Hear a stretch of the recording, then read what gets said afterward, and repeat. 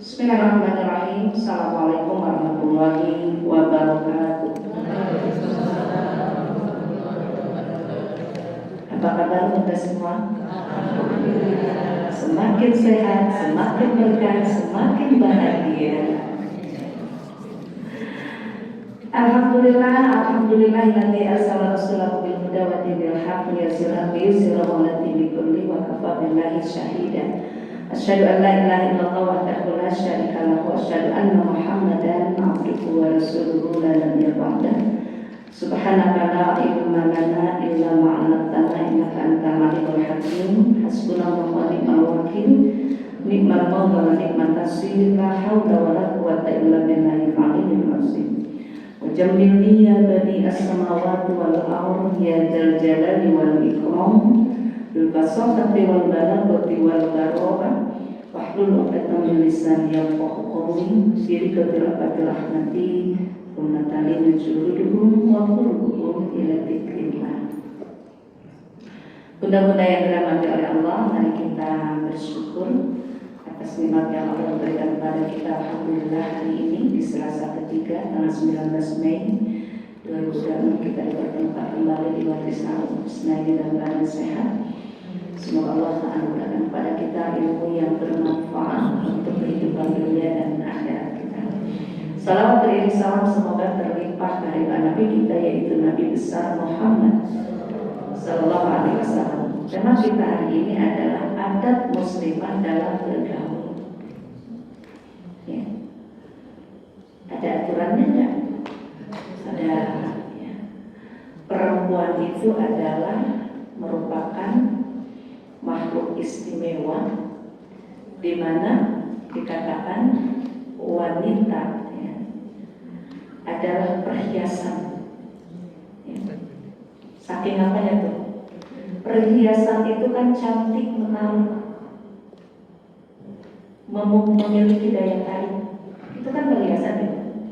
Bunda masuk ke toko emas, gitu ya. Menarik kan tuh? Menarik. Itu gambarannya wanita itu adalah perhiasan. Dan sebaik-baik perhiasan ada, dunia itu adalah perhiasan, dan sebaik-baik perhiasan adalah wanita solehah. Ad-dunya mata wa khairu mataiha al-mar'atus solehah. Dunia itu perhiasan dan sebaik-baik perhiasan. Luar biasa. Yang lebih dahsyat lagi, al-mar'atu imadul bilad. Wanita itu tiang negara. Apabila wanita itu baik negara ini, apakah wanita itu buruk negara ini? Berarti kalau kita sebagai tiang negara, baik buruknya negara ada di tangan kita, para wanita. Makanya wanita itu menentukan dalam beberapa hal, termasuk yang diwanti-wanti dan harus diwaspadai. Hati-hati dengan 3 tak. Apa tuh Bu? Tahta, harta, wanita. Di samping tadi perhiasan indah, perhiasan dunia, tiang negara, tapi orang juga harus berwaspada diri terhadap makhluk yang namanya wanita. Apakah semua wanita solehah? Tidak. Makanya ada yang disebut pelakor. Apa sih pelakor, Bu? Perebut laki orang. Ada senior, senang istri orang. Kalau laki-laki senior, kalau perempuan pelakor. Itu kategori wanita yang diwaspadai. Kita di posisi mana kan? Pengennya sih yang disebut mar'atus solihah dan juga almar'atu imadul bilad. Wanita solihah, wanita sebagai tiang negara, kan pengennya kayak begitu. Artinya bahwa kita ini ingin sekali menjadi wanita yang baik tentunya dalam segala hal. Nah, berkenaan dengan kewanitaan itu, seorang wanita ini harus berhati-hati khususnya dalam bergaul.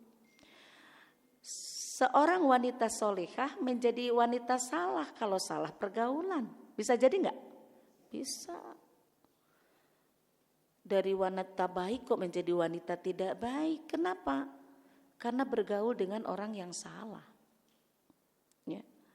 Makanya pernah saya sampaikan, selektif dalam bergaul itu ada di surat Al-Qalam ayat 8-13. Ini secara umum ya. Di surat 68 ayat 8-13 itu Allah memberikan kepada kita acuan dengan siapa kita jangan berakrab-akrab.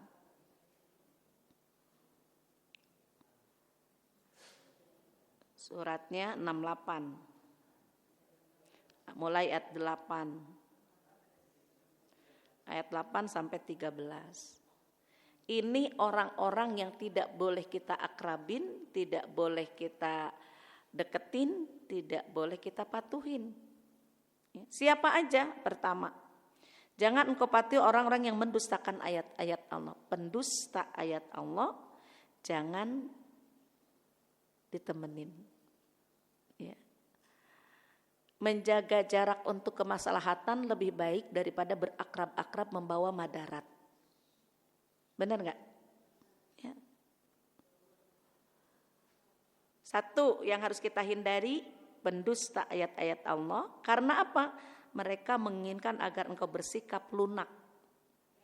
Maka mereka akan bersikap lunak juga. Yang kedua, di ayat 10-nya, jangan engkau patuhi, engkau gauli, engkau deketi. Siapa? Setiap orang yang suka bersumpah dan suka menghina. Ya. Untuk membenarkan dirinya kadang-kadang sering bersumpah walaupun tidak benar. Bersumpah itu hanya dibolehkan untuk mempertegas bahwa dia benar, di posisi yang benar, boleh bersumpah. Tapi kalau asal sumpah aja nggak boleh, karena sumpah pun ada kafaratnya, ya, kafarat sumpah. Terus suka menghina. Nah, ini yang suka menghina laki-laki apa perempuan?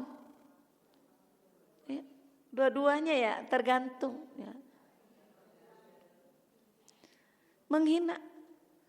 Ini pekerjaannya nih, pekerjaan menghina itu adalah seseorang yang memiliki watak negatif di mana siapapun yang dalam pandangannya itu selalu jelek.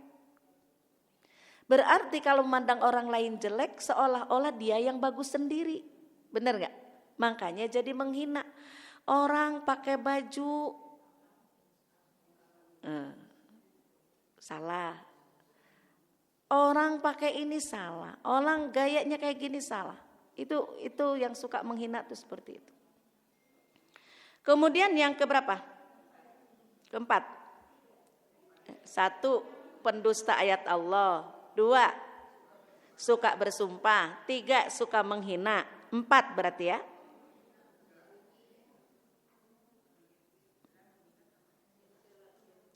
Yang keempat, itu ayat 11-nya, yang suka mencela. Mencela. Ya. Kelimanya, menyebarkan fitnah. Ini bagian dari pergaulan loh, mencela, menghina. Dikasih sesuatu gitu. Kurang apa sih? Kayaknya enggak enak. Menyebar fitnah. Jadi kalau menyebar fitnah itu adalah menyebarkan sesuatu yang tidak bisa dipertanggungjawabkan kebenarannya. Kalau ghibah, membicarakan yang benar sesuai dengan kenyataan, itu ghibah. Kalau fitnah yang tidak sesuai dengan kenyataan, dua-duanya salah. Tapi kita suka tergelincir. Kalau fitnah sih enggak, kadang-kadang mungkin enggak merasa. Tapi kalau ghibah apalagi enggak merasa banget. Ketika kita mengatakan, maaf ya Bu, saya sih bukan ngomongin, tapi ini kenyataan. Tah eta ghibah Bu. Sebenarnya itu yang ghibah. Menceritakan kenyataan. Ya. Udah berapa Bun? 5 ya. Jangan bergaul berdekat-dekat dengan orang yang menyebarkan fitnah. Di ayat 12-nya juga jangan mematuhi atau bergaul dengan orang yang suka menghalangi segala yang baik. Ngaji yuk, alah ngapain sih, ntar minggu depan juga masih ada. Kita pergi aja ke sana, menghalangi. Ya. Menghalangi jalan yang baik. Kemudian yang berikutnya adalah yang melampaui batas dan banyak dosa. Nah, kalau kita sudah bisa melihat bahwa seseorang itu perilakunya melampaui batas, juga dosanya juga kita paham, maka sebaiknya tidak berdekat-dekat, karena nanti otomatis ke bawah. Ya. Kayak kita bergaul sama yang bohong, kadang-kadang ikut Bu, nggak berasa, ikut bohong. Ya. Nanti kalau dia tanya kita dari mana, bilang aja ya. Iya. Berawal dari tidak enak, kita pergi tapi ada yang tidak diajak. Dari perasaan gak enak jadi muncul dosa berikutnya, bohong. Ya kan? Dari mana? Dari depan. Ya. Istilah apalah gitu. Terus yang di ayat 13-nya juga hendaklah kita tidak mematuhi atau bergaul dengan siapa? Utul limba dadzalika zanim. Utul ini orang yang bertabiat kasar, kaku, keras hati, keras kepala. Itu kasar. Dan yang juga terkenal kejahatannya. Udah tahu penjahat. Ya. Artinya begini. Kita harus bisa mengukur kadar diri kita. Jika kita bergaul dengan sekian kelompok itu, mampukah kita mengubah mereka menjadi yang lebih baik atau justru kita yang menjadi ke bawah mereka? Jadi kalau kira-kira kita tidak mampu mengubah seseorang itu, lebih baik yaitu tadi. Menghindar, menjaga jarak untuk kebaikan lebih baik daripada berdekat-dekat membawa kemadaratan gitu. Ya, jadi madarat. Bukan karena benci, tidak membenci, cuma menjaga supaya tidak terjadi hal-hal yang tidak diinginkan. Karena yang begitu menular ya Bun, menular. Oke Bun, nah itu ya sekelompok orang yang Allah ingatkan kita untuk tidak berakrab-akrab. Ya. Karena ini akan membawa pengaruh buruk. Nah kembali kepada adab muslimah dalam bergaul. Adab muslimah dalam bergaul itu bertujuan untuk kehormatan, kesucian, juga keselamatan diri. Ya. Jadi menjaga pergaulan itu adalah untuk kehormatan, kesucian dan keselamatan diri. Yang mencakup di dalamnya itu ya, ada menutup aurat, ada menundukkan pandangan, ada tidak ikhtilat, ada tidak kemudian juga berhalwat, itu ada cakupannya ada di situ. Ya. Tentunya berhalwat itu berduaan dengan yang bukan mahramnya. Maka dari itu saya sampaikan panduan adab bergaul bagi muslimah. Nih, bagaimana nih kita adab kita dalam bergaul? Adab itu kan lebih dari akhlak. Kalau akhlak itu kan bisa baik bisa buruk. Makanya ada akhlakul karimah, akhlak yang baik, akhlak mazmumah, akhlak yang buruk. Tapi kalau adab ini semuanya baik. Artinya kan adab ini etika.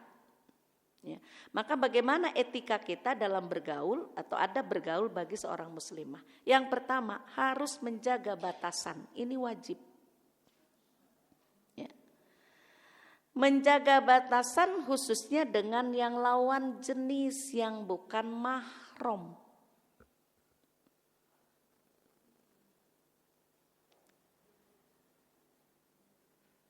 Nah, menjaga batasan dengan yang lawan jenis yang bukan mahram, bagaimana caranya? Poinnya 1, menundukkan pandangan atau ghaddul basar, menjaga pandangan. Dasar ayatnya kita buka surat 24 ayat 30 dan 31.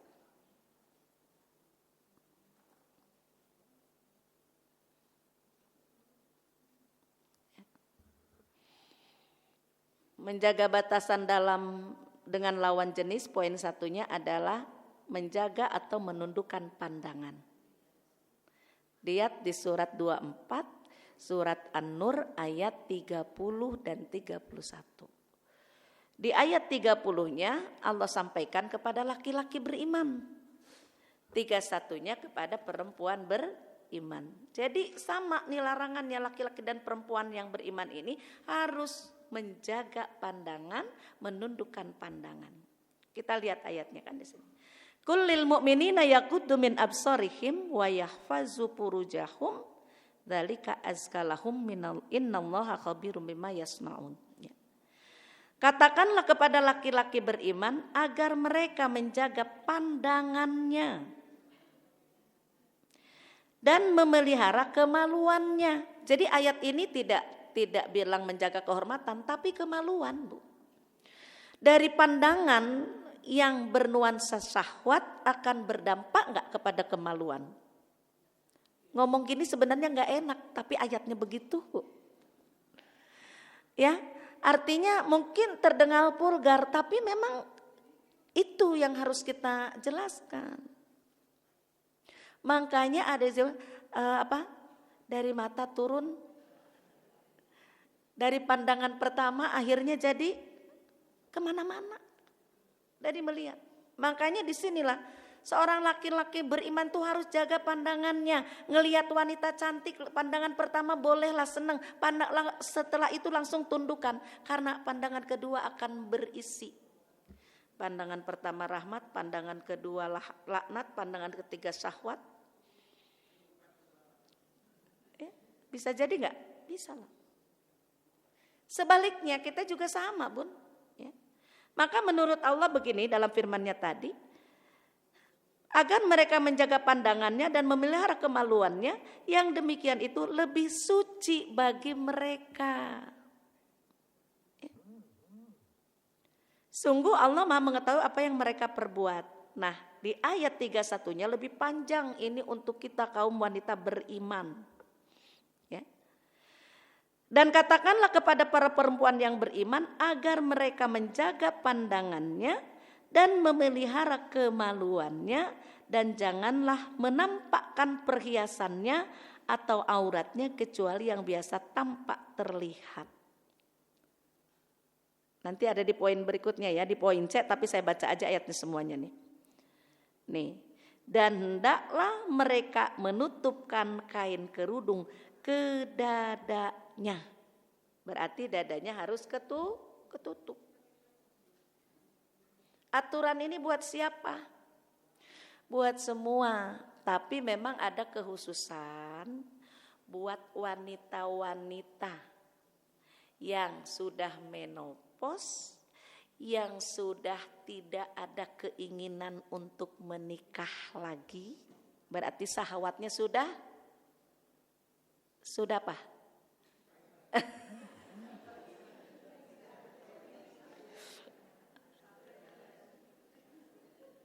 Saya wanita menopause, masih menarik gak? Berarti gak boleh kan membuka kan? Kalau masih menarik. Kan sekarang banyak nenek-nenek 80 tahun menikah dengan laki-laki 28 tahun. Dapat berondong. Ya. Ada gak berita-berita yang kayak gitu? Berarti apakah nenek itu masih memiliki daya tarik? Masih. Entah daya tarik dari fisiknya atau dari non fisiknya, alias tajir. Bisa jadi kan?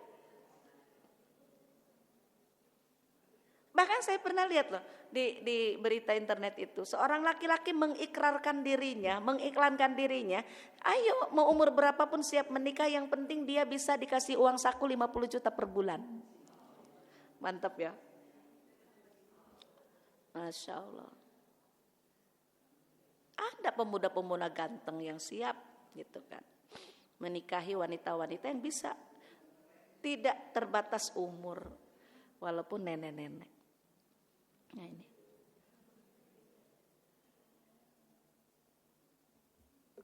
Itu lihat di ayat yang tadi yang saya bilang, nenek-nenek yang masih mungkin tidak menutup secara sempurna, itu di ayat 60-nya di surat An-Nur. Ya. An-Nur, masih surat ini. Tapi ayatnya 60. Ini yang 60 tahun ke atas. Iya, berarti kan 60 tahun ke atas kan, yang angka 7, angka 8 ya Bu.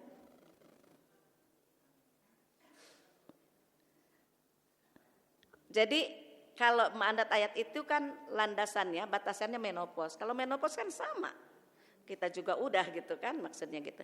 Nih, dan para perempuan tua yang telah berhenti dari haid dan mengandung, menopause ya, yang tidak ingin menikah lagi, maka tidak ada dosa menanggalkan pakaian luar mereka dengan tidak bermaksud menampakkan perhiasan, tetapi memelihara kehormatan adalah lebih baik bagi mereka. Tetap menutup lebih baik. Ya, seperti itu.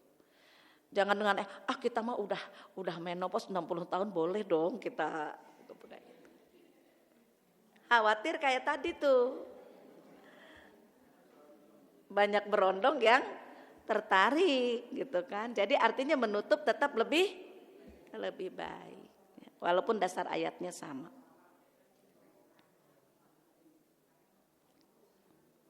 Jelas tadi ya.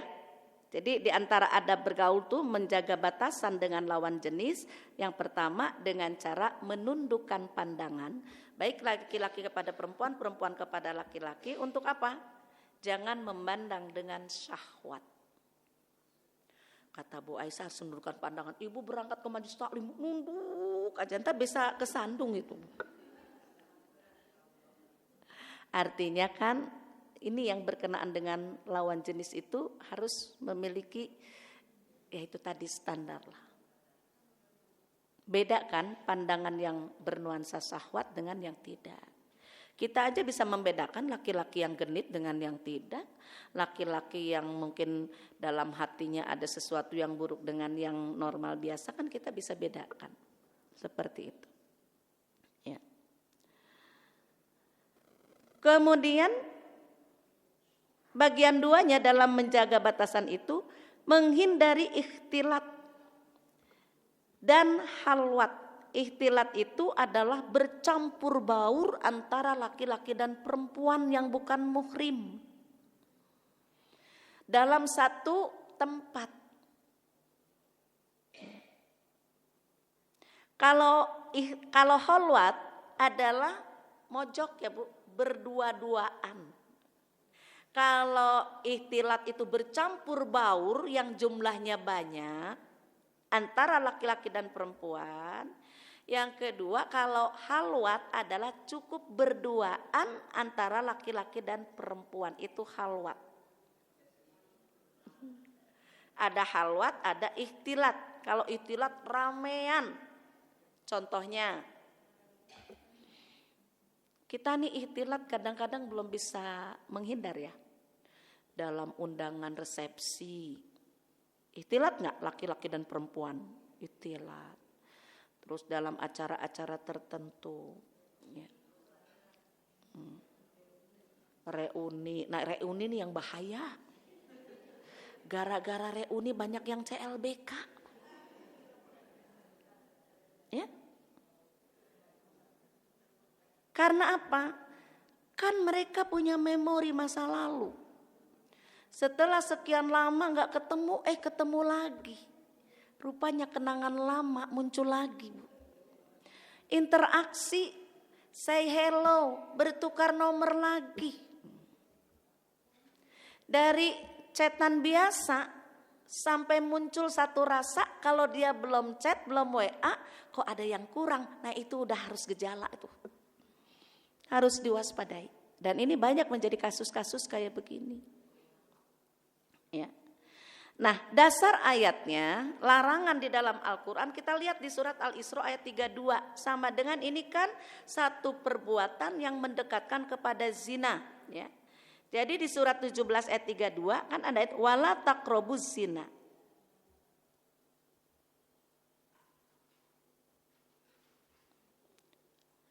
Innahu kana fahisyatan wa sa'a sabila. Dan janganlah kamu mendekati zina. Ini bukan berzina, mendekatinya saja sudah dilarang. Nah, bercampur baur begitu termasuk kategori ini enggak? Masuk, ya. Karena apa? Nah, mendekati zina itu adalah sungguh suatu perbuatan keji dan suatu jalan yang buruk. Disebutnya jalan yang buruk. Zina tidak akan terjadi apabila tidak ada awalannya. Benar kan? Iya, kalau nggak ada awalannya nggak akan sampai sana. Awalannya mana? Yaitu tadi dari komunikasi, dari interaksi. Komunikasi kan baru sebatas komunikasi, bisa lewat WA, bisa lewat telepon. Kalau interaksi bisa lewat komunikasi langsung, bertemu. Ya, bisa itu.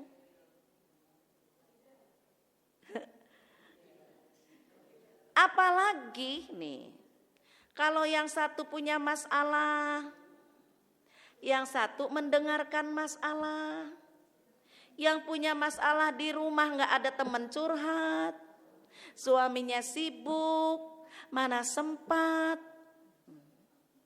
Yang sini benar-benar welcome, benar-benar kenapa cerita aja sama aku akan mendengarkan apapun menjadi. Mulai kan, aku di rumah nggak dapat tempat, kok dia begitu menyiapkan waktu ya, untuk mendengar semua keluhanku.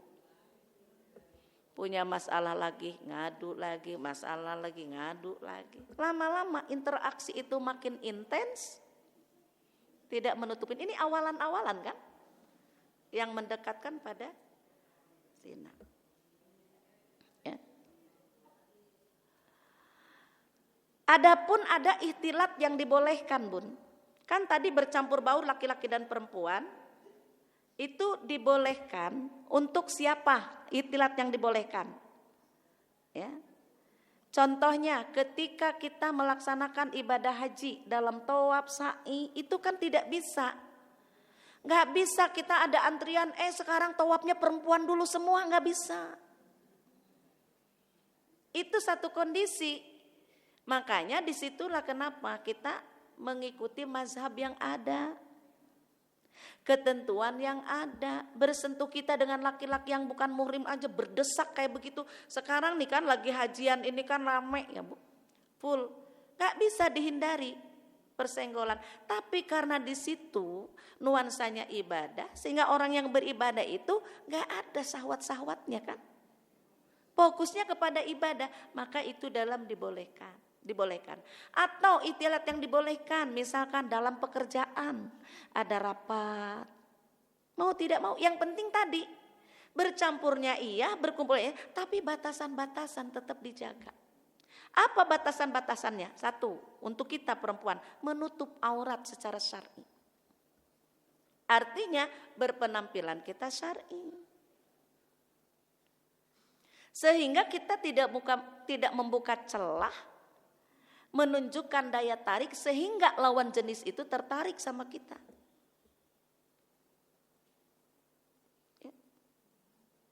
Jadi yang dibolehkan tadi ya, dengan syarat kan kayak kita nih, wanita dibolehkan bekerja apabila dia mampu satu, menjaga dirinya, menutup auratnya, memiliki batasan-batasan dengan teman kerja yang bukan mahramnya itu.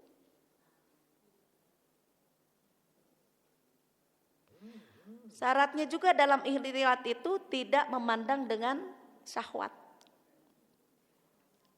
Kalau bekerja kan kayaknya kita serius ya, kalau ngomong itu serius. Kalau syahwat kan beda.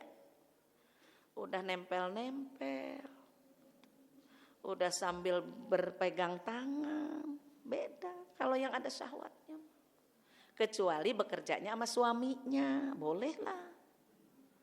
Misalkan dia punya usaha bersama kan, kalau ngobrolin pekerjaan dan sebagainya seperti itu lain karena mahram. Kalau yang dengan bukan mahram.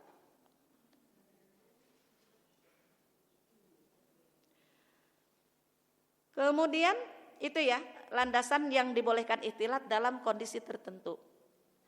Pekerjaan, seminar misalkan. Ya. Kemudian kayak gitu dalam ibadah seperti tawaf, sa'i, dalam ibadah haji kayak melontar, Masya Allah ya Bu. Melontar jumroh yang hari kedua waktu haji saya 2024 itu mendekati jamarotnya, Masya Allah. Jadi ayo yang laki-laki jagain, yang perempuan saling satu jatuh roboh semua tuh. Kalau berdesak begitu, berarti tidak bisa terhindar. Itu adalah situasi yang mendesak, tidak bisa menghindar dari situasi itu. Nah itu masih dalam kategori boleh. Kemudian yang ketiganya, maksudnya tadi bagian nomor 1 ya, bagian dari menjaga batasan dengan lawan jenis. A. Menunjukkan pandangan. 2. Menghindari ikhtilat atau khalwat. Yang ketiganya menjaga aurat. Ya, menjaga aurat.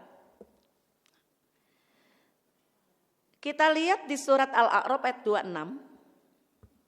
Surat 7 ayat 26. Bagaimana Allah sudah menyiapkan pakaian untuk menutup aurat. Surat 7 ayat 26.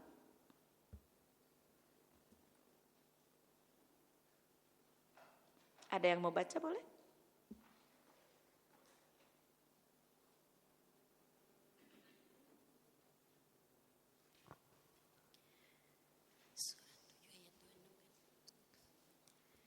Wahai anak cucu Adam, sesungguhnya kami telah menyediakan pakaian untuk menutupi auratmu dan untuk perhiasan bagimu. Tetapi pakaian takwa itulah yang lebih baik. Demikianlah sebagian tanda-tanda kekuasaan Allah, mudah-mudahan mereka selalu ingat. Ya.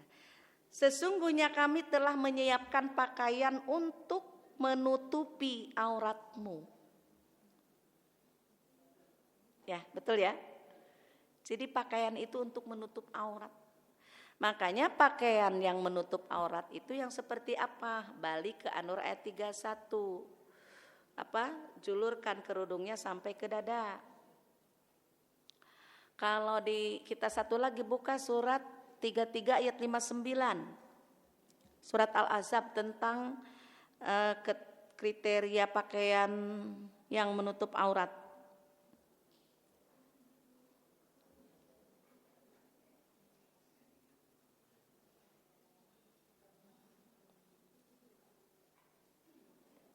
Jadi kalau sudah kita bicara nutup aurat, mohon maaf kalau kita ada yang tersinggung ya Bun. Karena menyangkut ini tuh selalu ada yang tersinggung loh Bun. Tapi bukan bermaksud menyinggung. Karena kita menyampaikan yang harus disampaikan ya Bun ya. Jadi sebelumnya saya minta maaf kalau ada mungkin dari bahasan ini yang menjadikan kita tidak berkenan gitu loh. Ya. Nih. Wahai Nabi, katakanlah kepada istri-istrimu dan anak-anak perempuanmu dan istri-istri orang mukmin. Kita masuk nggak? Masuk. Hendaklah mereka menutupkan jilbabnya ke seluruh tubuh mereka. Jadi jilbab ini bukan kerudung, jilbab ini pakaian yang menutup seluruh badan. Ya. Pakaian besar. Bu kalau lihat Arab itu pakai jubah-jubah hitam itu dalamnya mereka pada seksi. Tapi luar mereka harus tutup gitu. Dalamannya seksi. Iya, itu jubah, jilbab itu jubah. Jadi pakaian yang menutup.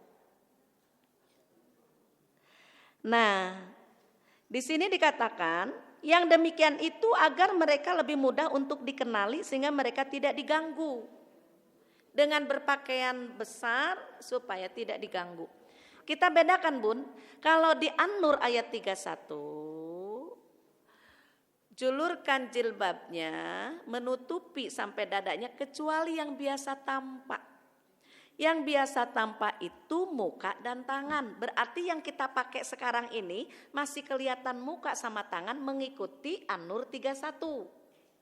Kalau di Al-Ahzab 59 menutup seluruhnya, itu yang ditutup sampai bercadar. Kan seluruhnya ditutup. Kadang-kadang kalau di Arab, jangankan mukanya, matanya juga ditutup sampai kita bingung itu bisa ngelihat apa enggak ya Bu? Pernah lihat yang ditutup semua muanya? Bisa. Yang lucu, kita jalan mereka foto, dipoto hitam semua sampai mukanya ditutup. Apa yang dilihat dalam hati gitu Ibu ya? Yang heran itu wanita dengan pakaian sama, anaknya tahu mana ibunya. Yang mana ibunya, anak itu tahu ya. Karena apa? Baunya udah beda ya. Mungkin ya itu tadi. Pahamlah, ada ikatannya itu tadi. Jadi kalau misalkan ada yang masih terlihat muka dan tangannya, masih tidak menyalahi karena mengikuti An-Nur ayat 31. Kalau yang menutup semua berarti Al-Ahzab ayat 59. Jadi dalam hal ini silakan kita saling memahami, saling menghormati, tidak perlu saling menghujat, menyalahkan gitu loh. Tapi kalau memang harus menutup, ya. Makanya ada kriteria pakaian muslimah itu, ya. 1, longgar, berarti tidak ketat. Ya, longgar. 2, tidak tipis, tidak nerawang. Kan banyak kan pakaian-pakaian yang nerawang. Nah kalau kita, kalau saya pakai baju putih Bu, lapisannya ada 4. Karena baju putih itu tetap nerawang kalau di tempat terang ya Bu. Jadi harus berlapis-lapis. Ada mansetnya, ada tetap juga itunya, ada leggingnya, baru baju luarnya. Kalau bahannya tipis, kalau bahannya tebel, kalau putih tetap harus pakai daleman. Ya. Jadi apakah bahan-bahan tipis itu tidak boleh dipakai? Boleh, tapi begitu caranya. Tipis diakalin dipuring atau dikasih daleman yang tidak bisa menerawang pandangan. Itu tidak tipis. Berikutnya, tidak ketat. Ya, tidak ketat, tidak tipis, longgar. Artinya ketat itu kan ngepres, membentuk. Nah, kadang-kadang ya, kalau saya itu pakai legging di dalam gamis, sekarang banyak ibu-ibu leggingnya di luar. Kemana-mana pakai baju legging itu nggak malu. Kalau anak muda yang masih langsing, masih sintal sih masih mendingan ya Bu. Nah ini ibu-ibu.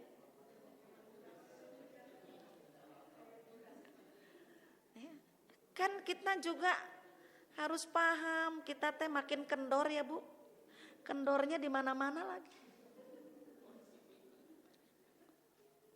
Kan gitu.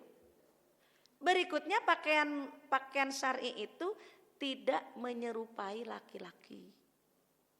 Sehingga gini, kalau kita melihat, itu laki apa perempuan ya? Jadi Bunda pahami sendiri pakaian seperti apa yang menyerupai laki-laki.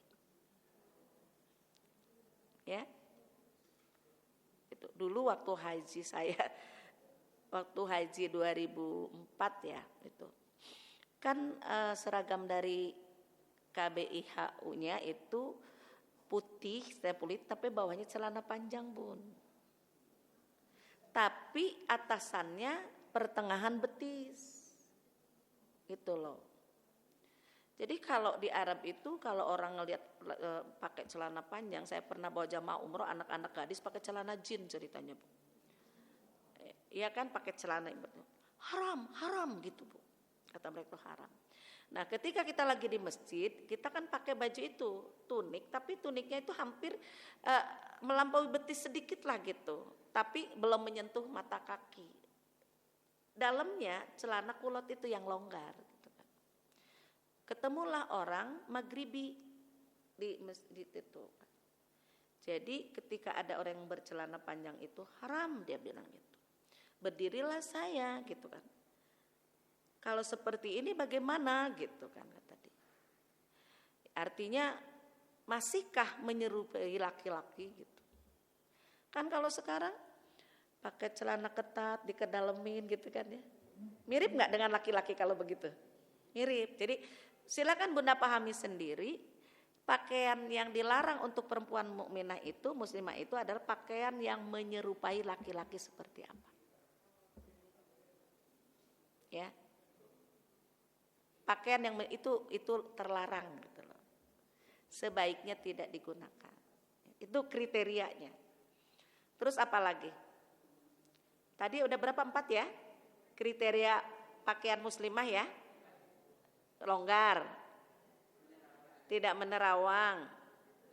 Tidak ketat, ya, ngepres. Tidak menyerupai laki-laki. Nah, itu pakaiannya. Bahan-bahannya tebal.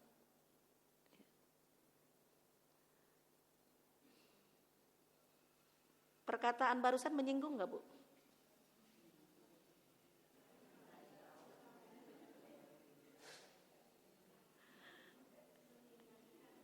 Ya, maaf ya kalau mungkin ada yang ngepas gitu kan. Tapi memang ini seperti ini.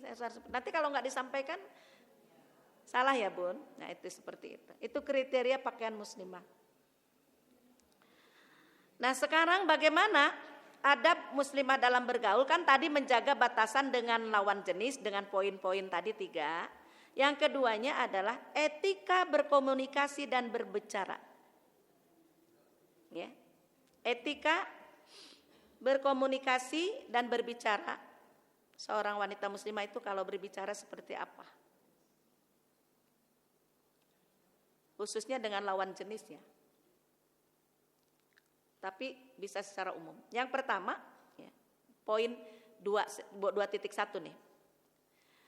Hendaklah berbicara dengan tegas saat berinteraksi dengan yang bukan mahram.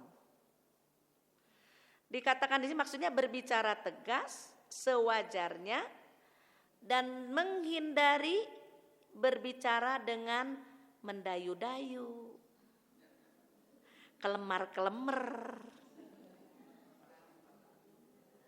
tebar pesona gitu. Emang ada perempuan nih kalau bicara dengan laki-laki kemayu gitu, ya tebar pesona. Jadi kalau bicara itu seperlunya. Keluar pagar, ada bapak-bapak tetangga mau berangkat kantor dengan pakaian yang rapih. Terus, "Idi, bapak cakep bener." Boleh nggak tuh? Nggak boleh. Siapa tahu si bapak di rumahnya nggak pernah dipuji istrinya. Istri tetangga muji, jadi kelepek-kelepek tuh.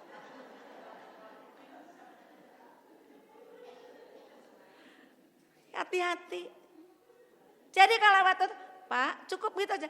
Pak berangkat sudah, udah selesai. Dengan cakep bener bapak, ya orang mau ngantor mah atuh cakep Bu. Ya. Itu hati-hati dengan bicara. Memuji-muji laki-laki yang bukan muhrim kita juga nggak boleh. Di depannya maupun di belakangnya. Misalkan kita lagi ngobrol sama suami kita, "Pak, itu loh, suaminya ibu itu keren loh, Pak." Ngomongnya di depan, kira-kira nih lawan bicara kita seneng apa enggak, Bu? Kejadian. Seorang isi muji-muji tuh tetangganya kayak hebat kan segala macam. Suaminya dalam keadaan mukanya udah ditekuk Bu, mengkerut. Dia bilang apa? "Kenapa lu gak kawin sama dia?" Gitu. rupanya marah. Nah kalau bunda ditantangin, emang boleh aku kawin sama dia gitu kan ya. Artinya ucapan kita perempuan tuh hati-hati. Di depan langsung maupun di belakang, apalagi yang mendengar, ya sebaiknya jangan. Itu etikanya ya. Jadi kalau ngomong tentang siapapun tegas, termasuk di dalamnya, ya. Itu kan kalau bertutur kata langsung itu, artinya keluar ucapan yang tidak baik. Apalagi sampai tebar pesona, kemayu, ngomong yang ngomong bener aja dicadel-cadelin, tetangga ngasih maaci gitu Bu.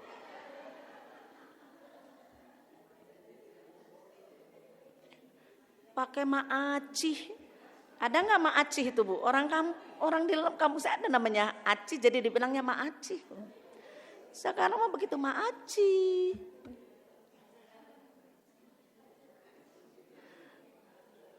Ya. Termasuk itu kan berbicara tegas, termasuk lisan maupun tulisan. Kalau tulisan kan kita chatting, nah, bahasa begitu, maaci itu. Tapi ini tulisan itu juga nggak apa. Karena apa? Bahasa-bahasa seperti itu kan terkesan bermesra-mesra, benar gak? Ya kan? Terkesannya kayak begitu, kayak merajuk, kayak manja gitu loh. Sehingga ketika kata-kata itu muncul, otomatis matanya membaca, pikirannya jalan Bu. Kebayang tuh dia ngomong gitu tuh lagi seperti apa gitu loh Bu. Mungkin maaci gitu loh Bu. Padahal tulisan loh Bu. Ya. Seperti itu. Hendaklah dihindari seperti itu. Berikutnya yang B-nya ini, menjaga lisan dengan menghindari berkata kasar. Kan ucapan kita cermin diri Bu. Yang keluar dari lisan kita itulah identitas kita sebenarnya. Kalau kita kasar, omongannya kasar, cermin bahwa orang yang ngomong itu memang jiwanya kasar. Ya. Hendaklah perempuan dalam pergaulan itu jaga lisannya, tidak kasar, tidak nyinyir. Kalau nyinyir apa sih Bu pengertiannya? Nyinyir itu ngomong yang nggak bagus ya. Masuk kategori mengomentari dengan buruk apa enggak? Nyinyir itu kan. Nyinyir ya. Nah itu. Terus tidak juga seperti yang tadi waspada itu, tidak memfitnah, tidak ghibah.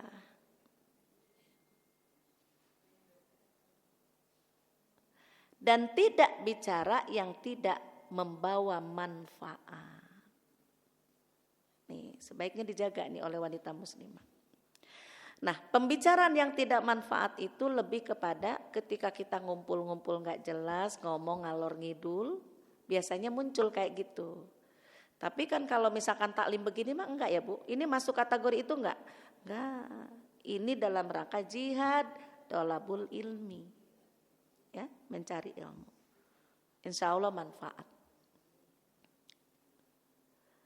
Kemudian juga kita kalau ada bergaul itu dalam poin menjaga lisan ini, jangan menjadi wanita yang senang berdebat. Apalagi debat kusir. Jadi nanti kesannya kalau orang senang berdebat ini kategorinya ngeyel. Iya enggak Bu? Mendekatkan kepada ngeyel enggak Bu? Ngeyel. Kalau enggak debat, enggak ada bahasa ngeyel. Kalau debat itu kan TikTok gitu kan, ini ngomong, di debat. Enggak ada yang mau ngalah, jadinya ngeyel. Nah itu termasuk adalah tidak beradab apabila kita memiliki kebiasaan yang suka mendebat orang lain. Makanya kan seruannya kan boleh, dalam berdebat juga boleh, tapi di surat 16 ayat 125 itu kan khususnya untuk para dai. Bunda-bunda kan juga para da'iyah ya. Ud'u ila sabili rabbika bil hikmati wal mau'izotil hasanah wajadilhum billati hiya ahsan.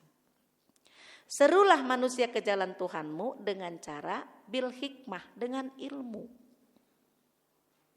Wal mau'izotil hasanah, dan pelajaran yang baik. Wajadilhum billati hiya ahsan, dan berdebatlah dengan cara yang lebih baik. Jadi debat ini adalah memadukan argumen untuk mencari solusi yang baik. Bukan debat kusir yang debat terus-menerus, yang tidak ada ujungnya, yang tidak membawa hasil dan juga manfaat. Gitu. Seruannya kayak begitu. Ya. Baik. Berikutnya, kan tadi tidak boleh menghindari berkata kasar. Bagian C-nya, bertutur kata lembut kepada sesama. Menjaga sopan santun, menghargai sesama teman. Saya pernah menyampaikan etika komunikasi ya Bun. Bagaimana etika kita dalam berkomunikasi. Perkataan yang harus keluar itu perkataan apa saja. Yang pertama, qaulan ma'rufa, perkataan yang baik. Di surat An-Nisa ayat 5, di surat Al-Ahzab ayat 70. Ya ayyuhalladzina amanu wa qulu itu bukan, itu yang Sadidah ya. Benar, Al-A'raf An-Nisa ayat 5 kita lihat. Hendaklah kalau bicara itu dengan perkataan yang baik. Akhir ayatnya tuh. Wa qulu lahum qaulan ma'rufa, dan ucapkanlah kepada mereka perkataan yang baik. Ada qaulan ma'rufa. 2, hendaklah kalau bicara itu qaulan sadida, perkataan yang benar. Itu di ayat 9-nya. Masih An-Nisa. Di akhir ayatnya ada wal yaqulu qaulan sadida, dan berbicaralah dengan perkataan yang benar atau jujur.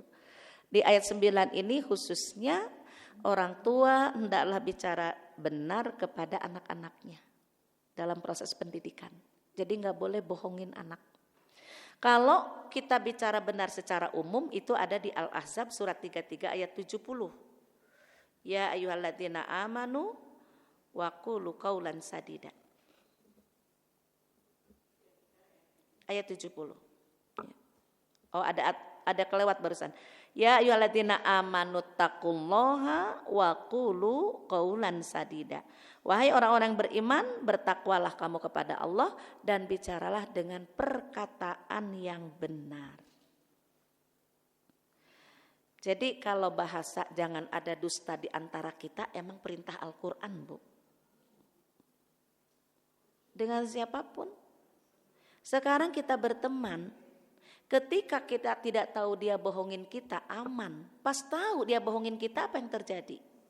Nah, ternyata perkataan yang bohong itu menyakitkan. Bikin kesel, bikin sakit hati, ya. Bikin gak nyaman. Makanya di Al-Ahzab ayat 70 itu Allah perintahkan. Bertakwa, perintah takwa, dan ekspresi ketakwaannya adalah dengan cara bicara yang benar. Berikutnya, kalau berkomunikasi itu hendaklah dengan qaulan baligo. Ada di qaulan baligo An-Nisa ayat 63. Perkataan yang membekas sampai ke jiwa. Berkesan maksudnya ya. Berkesan. Kalau benar-benar nyerap gitu loh Bu. Ayat 63. Ada di akhir ayatnya, qaulan baligo, perkataan yang membekas pada jiwanya. Terkesan dan tidak terlupakan. Tapi ini dalam hal positif ya.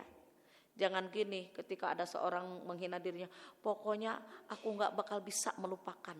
Sakit rasanya, itu bukan qaulan baligo. Jadi qaulan baligo ini perkataan yang baik, yang berkesan sampai ke jiwa. Tak terlupakan. Dalam berkomunikasi lain, juga hendaklah kita berbicara dengan qaulal layyina. Qaulal layyina itu perkataan yang lembut, santun, ya, lemah lembut, santun. Itu ada di surat 20, surat Toha, ayat 44.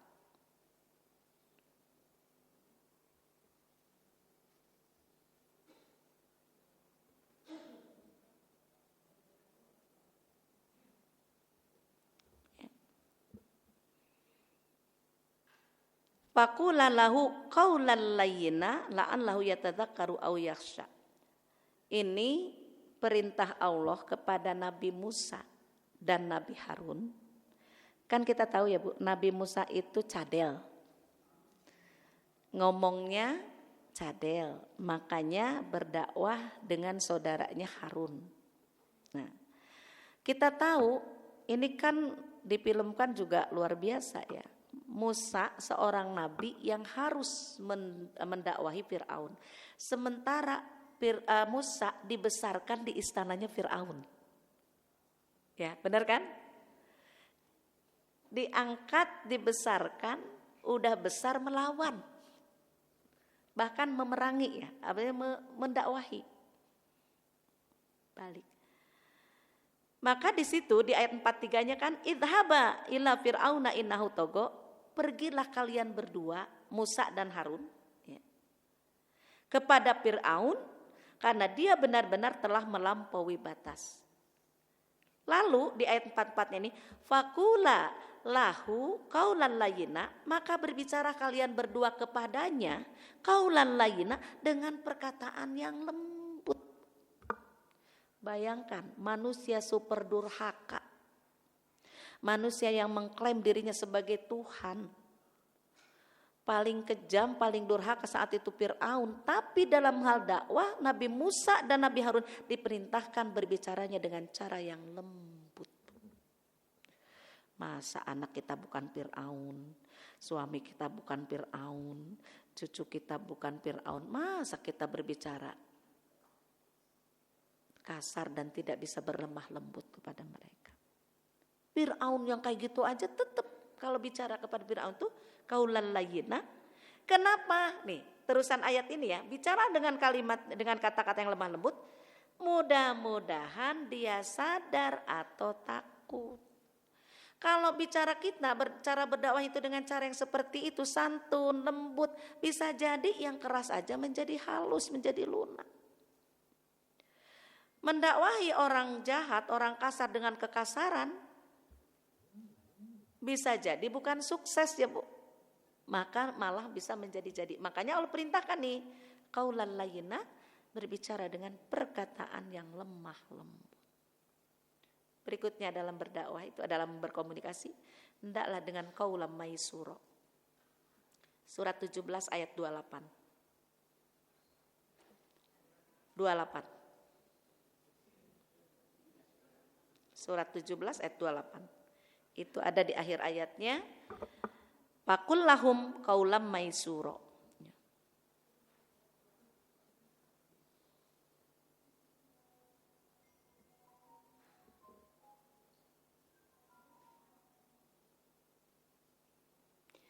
Jadi qaulam maysura itu kan di sini ucapan yang lemah lembut diartikannya. Tapi makna lain ucapan yang menyenangkan, pantas dan menyenangkan. Maksudnya di sini bicara itu harus lihat siapa lawan bicara kita. Bedakan kalau kita bicara dengan orang yang lebih tua, dengan orang yang seumuran, dengan orang yang di bawah kita hendaklah memantaskan diri dalam berkomunikasi dengan mereka. Makanya lihat guru-guru TK ngomongnya kayak anak-anak TK.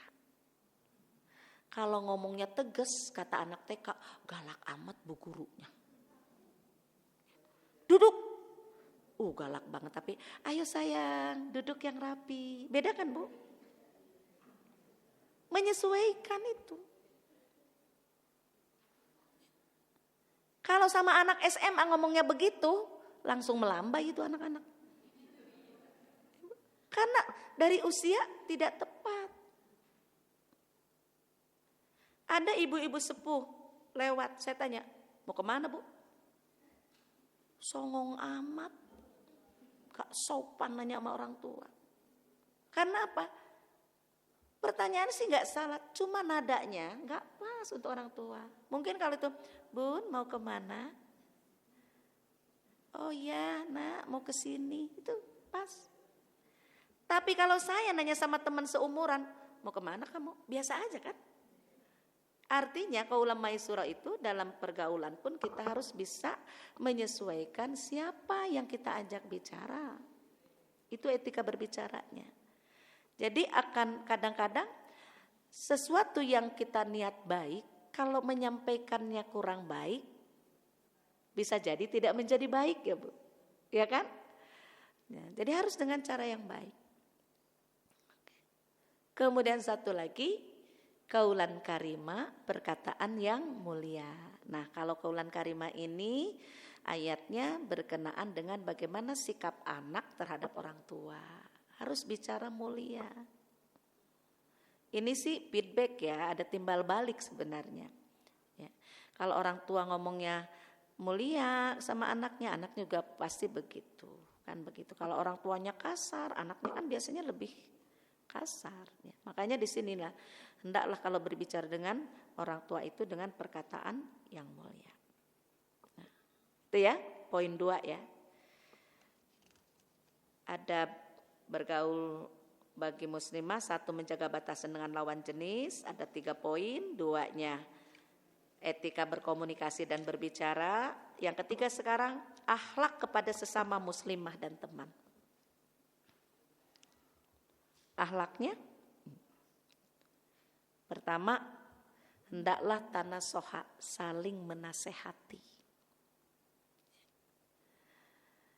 Jadi kalau ada teman sebenarnya yang mau nasehatin kita, berarti itu teman sayang sama kita Bu. Kalau kita salah, ada teman yang mau meluruskan, berarti itu teman yang baik. Kenapa?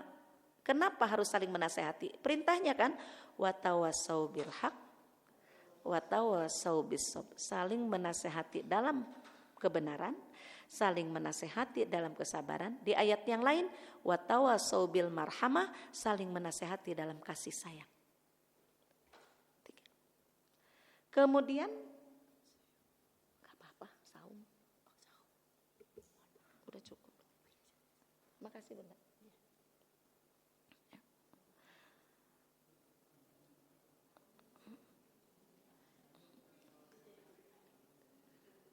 Tanggal 2 Zulhijjah ya hari ini ya. Berniatnya sih sampai tanggal 9, semoga Allah ridhoi, Allah kasih sehat. Karena keutamaan 10 awal bulan Zulhijjah diantaranya berpuasa ya. 1 hari puasa kita di tanggal ini sama dengan jihad nilainya. Jihad fisabilillah. Bagi yang belum masih ada hari esoknya lagi sampai puncaknya di tanggal 9. Ya. Bismillah. Berikutnya tadi saling menasehati, amar ma'ruf, nahi mungkar. Nah ini hendaklah ya akhlak kita terhadap sesama begitu. Tapi dalam kenyataannya, dalam pergaulan kita, tidak setiap teman yang dikasih tahu nerima. Kadang-kadang ngambek. Bener gak? Padahal maksud kita tuh baik, tapi tidak diterima dengan baik. Ya. Maka disitulah perlunya tadi yang etika berbicara itu. Makanya saya bilang kadang-kadang maksud baik, kalau cara menyampaikannya kurang baik, tidak berhasil baik. Ya. Tapi kalau mungkin untuk kebaikan, menyampaikannya dengan cara yang baik, bisa jadi orang itu bisa mau mengubah dirinya. Seperti itu. Ya. Makanya kadang-kadang kita berlaku baik, bersikap baik, belum tentu disikapi baik. Tetapi kita jangan pernah mau berhenti berbuat baik. Mungkin ketika sekarang, kenapa kita juga lihat harus melihat kondisi yang mau diajak bicara. Kan gini, kayak guru mau ngomong ke kepala sekolah, dilihat dulu, lagi enak gak sih mukanya? Kan orang kalau lagi gak enak hati, tercermin nggak lewat pancaran wajahnya. Kalau bawaannya kayaknya lagi diam aja, oh jangan, kayaknya suasananya lagi nggak bagus, gitu kan, kita kadang-kadang suka begitu. Jadi kita sama aja, kita juga mau ngomong sama suami, dilihat dulu, lagi enak kan nih suasananya. Baru pulang kitanya udah gancel, main semprot, yang terjadi berantem. Maka lihat situasi, lihat kondisi, kan itu penting. Dalam menyampaikan kebaikan. Makanya ini tidak setiap orang yang diajak baik itu merespon baik. Tidak setiap kita menginginkan orang itu menjadi baik belum tentu mereka juga terima. Maka disinilah dalam hal pergaulan dengan teman itu dibutuhkan kelapangan jiwa, Bu. Lapang dada. Ya sudah, kalau memang nggak dengar nggak apa-apa. Jangan gini, diajak benar kok. Kasih tahu kok, malah ngeyel. Gak usah begitu. Berarti sami mawon dong, ya kan? Kalau sikap dia nggak baik, kita juga responnya nggak baik, nggak usah. Jadi kalau nggak terima, ya sudah nggak apa-apa kalau nggak terima, udah selesai. Gak usah kita jadi sewot, ya, seperti itu. Nah, kemudian akhlak kepada sesama muslimah. Keduanya adalah menjaga kepercayaan, menjaga amanah termasuk rahasia teman. Ini kadang-kadang banyak orang yang suka mancing-mancing. Ya, suka mancing-mancing. Ada sesuatu nih. Orang itu tahu kita dekat sama dia. Yang dekat sama kita tuh terjadi sesuatu. Kenapa sih Bu dia? Kepo Bu. Emang dia kenapa? Emang kenapa? Kita bilang, pasti Ibu tahu lah. Ibu kan dekat sama dia. Ya, ya iya sih. Pengennya kan nggak buka Bu, kita tahu banget gitu, kondisi seperti itu tahu banget. Tapi kita juga nggak boleh gitu loh, nggak ada hak kita menceritakan kondisi teman itu kepada orang lain. Bisa jadi nanti masuk kategori membawa aib. Terus gimana dong? Apakah kita bilang tidak tahu? Enggak juga. Kalau bilang tidak tahu kita tahu itu bohong. Jadi gimana dong? Kalau dia mancing begitu, maaf ya Bu, kalaupun saya tahu, tidak ada hak saya untuk memberitahu. Maaf ya Bu, maaf.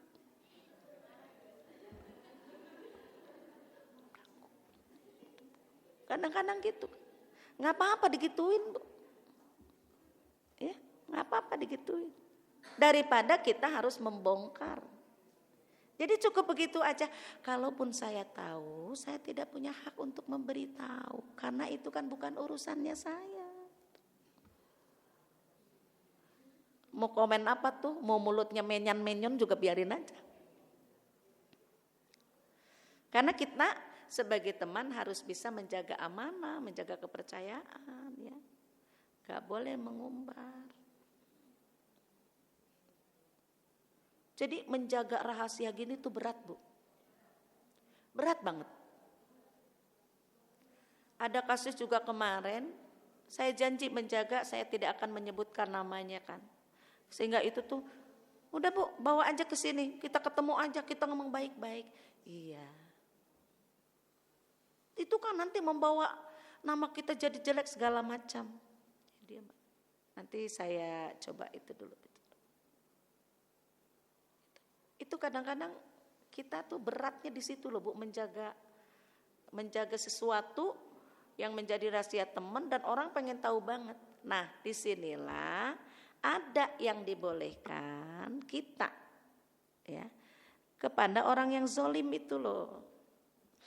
Suratnya sebenarnya jusnya bentar ya.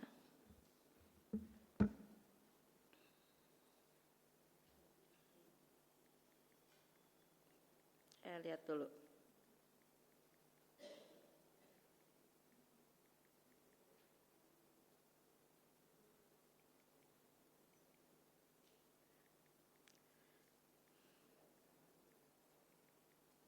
Untuk misalkan kasus hukum ya Bu, misalkan gitu kan kita dijadikan saksi, kan sebenarnya nggak boleh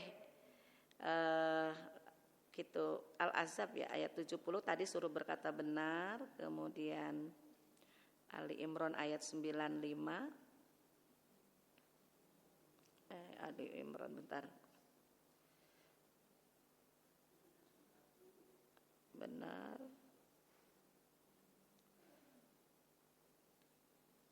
bentar dulu.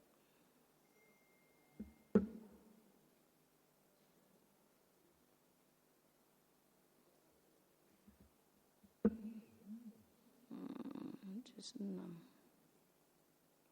Ayat An-Nisa ayat 148. La yuhibbullahul jahra bis-su'i minal qauli illa man zulim. Allah tidak menyukai perkataan buruk. Ayatnya 148. Suratnya surat An-Nisa. Juz 6 ya.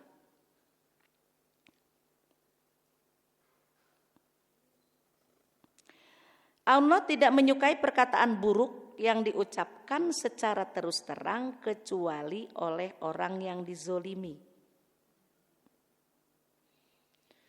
Jadi kalau saksi dibolehkan mengatakan sejelas-jelasnya walaupun itu keburukan. Karena apa? Demi tegaknya keadilan. Ya. Jadi kayak tadi tuh. Ada seorang buruk, kita nggak boleh Bu ngomongin buruk kecuali dalam kondisi tertentu. Misalkan kita diminta keterangan yang mengharuskan mengatakan yang sebenarnya tentang seseorang itu untuk apa? Supaya tegaknya keadilan. Kalau cuma sekedar orang pengen tahu doang nggak usah, nggak boleh. Kepo-kepo mah nggak boleh Bu. Apalagi setelah dia tahu kemudian disebarkan. Ternyata nggak nyangka ya Bu. Dia tuh ternyata begini-begini, kata siapa? Ya dari teman dekatnya lah. Kedengaran sama yang bersangkutan Bu. Waduh, kok dia tahu juga ya? Dari siapa? Jangan-jangan dari Bu Aisyah nih. Marahlah dia sama saya nanti. Tapi ada, ini memang kejadian. Seseorang menceritakan ya keburukannya kepada saya, mengakui gitu dosanya itu saya nggak bisa tidurnya aja sampai 3 malam Bu, memikirkan, nggak percaya gitu loh Bu. Wah saya jangan bilang-bilang ya, itu saya diem Bu 3, kok nggak percaya kenapa dia bisa segitunya gitu loh, diem aja. Gak lama dari itu seseorang ngomong sama saya tentang itu. Saya tanya, dari mana ibu tahu? Ya dari dianya ngomong sama aku. Kita udah rapet jaga, dianya ember Bu. Masya Allah. Rupanya ngomongnya bukan sama saya doang, ke selangnya cerita. Jadi kalau aib itu tersebar bukan dari orangnya, tapi dia sendiri. Saya samperin langsung, kamu ini ya, aku sampai gak bisa tidur 3 malam mikirin kelakuan kamu. Aku mingkem. Kamu cerita sama yang lain, saya bilang gitu. Jadi kalau berita itu nyebar di mana-mana bukan dari aku ya gitu. Saya langsung aja samperin, takutnya ketika ada yang lain tahu dia nyangka saya yang menyebarkan. Padahal kita sudah mingkem 1000 bahasa. Menutupi kayak gitu, dianya cerita sana. Ada orang yang seperti itu Bu. Artinya senang membuka aibnya sendiri. Oke. Berikutnya, akhlak kepada sesama teman setelah tadi saling menasihati, amar ma'ruf nahi mungkar, menjaga kepercayaan, amanah dan rahasia teman. Yang berikutnya adalah memberikan manfaat. Artinya menjadi pribadi yang membawa pengaruh positif bagi lingkungannya. Khairun nas anfa'uhum linnas. Sebaik-baik manusia adalah yang bermanfaat bagi manusia yang lain. Terakhir yang keempat. Udah jam 11:10 ternyata ya. 5 menit lagi selesai. Yang keempatnya, dalam etika berkomunikasi itu adab di media sosial. Nah ini nih, ada orang perang lewat status.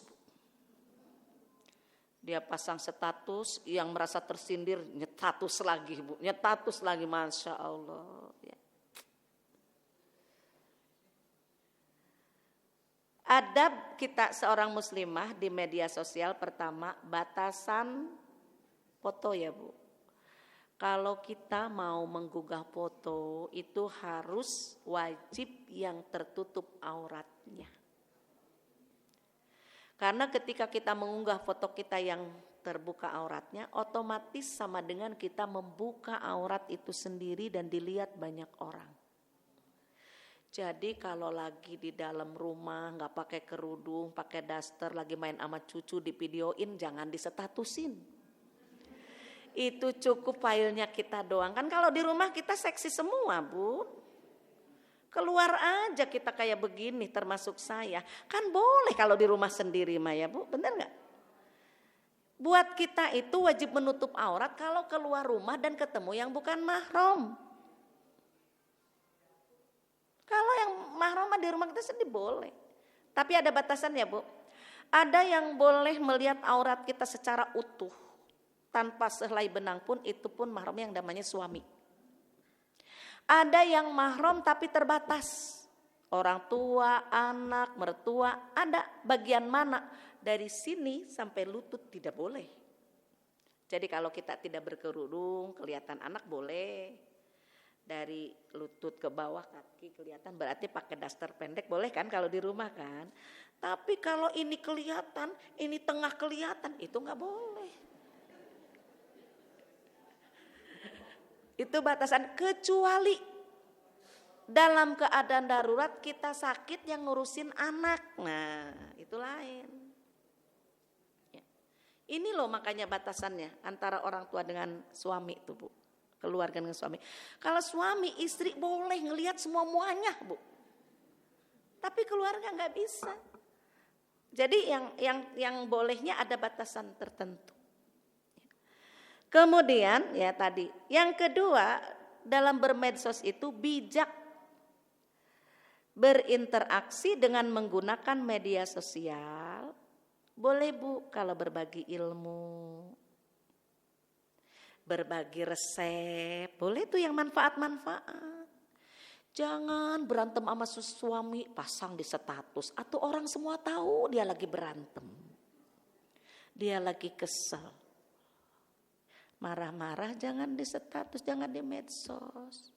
Buka aib jangan di medsos. Boleh kita bermedia sosial tapi isinya yang mengandung nasihat, bermanfaat gitu loh. Kegiatan yang menginspirasi itu boleh. Ya. Artinya, ya kan, menggunakan media sosial itu dengan bijak. Hanya untuk berbagi ilmu dan pengalaman dan kebaikan agar tidak melanggar etika pergaulan. Ya. Ada yang berantem di status? Ya kan ada Bu. Apa aja. Terus apa aja yang kita rasakan misalkan ya. Lagi sakit hati, lagi kesel, status lagi. Akhirnya salah satu mungkin yang ada di kontak kita, ada apa?